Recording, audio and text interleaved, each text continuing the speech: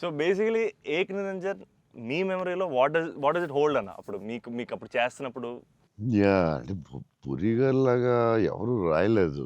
నేను 'బుజ్జిగాడు' నాకు ఆయన చెప్పినప్పుడు క్యారెక్టర్ నాకు పిచ్చెక్కిపోయింది. నాకు టెన్షనే వచ్చిందంటే ఇది ఎలా చేయాలిరా బాబు! నేనెప్పుడు చేయలేదు ఇలాగ. కాకపోతే ఈ రాసిన విధానం నేను మర్చిపోయి నేను 'బుజ్జిగాడు' ఎవరితో మాట్లాడినా 'బుజ్జిగాడు' క్యారెక్టర్ గురించి మాట్లాడుతా ఉండేవాడిని. మర్చిపోయి. అంటే సూపర్ ఎక్సైటెడ్ నేనసలు యాహ్! 'బుజ్జిగాడు' క్యారెక్టర్ గురించి. సో 'పూరి' గారితో ఆయన క్యారెక్టరైజేషన్ మళ్ళీ ఎవడు లేడు అలాంటోడు అని. నేను నెక్స్ట్ యాజ్ ఎ ఇగ్నోరెంట్ చేసాం. నువ్వు చెప్పిన డైలాగులన్నీ చెప్తుంటే అసలు నాకు ఆయనలో ఎవడు రాయలేడు. It's his writing. The character designing what Puri garu అలా ఎవడు లేడు ఇండియాలో. వరల్డ్‌లో లేడు. అదొక డిఫరెంట్ మనిషి అది. ఆ క్యారెక్టర్ ఆయనే రాయగలడు. మళ్ళీ రాయకపోయినా ఆయనే ఎవడు ఇమిటేట్ చేయలేడు. సో నువ్వు అంత స్ట్రాంగ్ డైలాగ్ ఒక యాక్టర్ చెప్తే నేచురల్‌గా వచ్చేస్తుంది అంతే.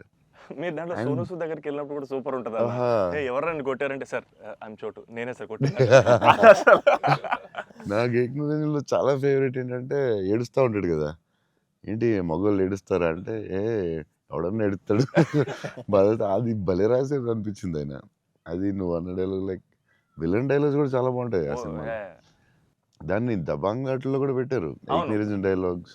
తీసుకెళ్ళి పెట్టారు. యాహ్! సోనూ సూద్ ఫోన్ చేసి పూరి గారికి can I use it in ఒక హిందీ ఫిల్మ్‌లో యూజ్ చేస్తారంటే ఈయన కూల్ కదా!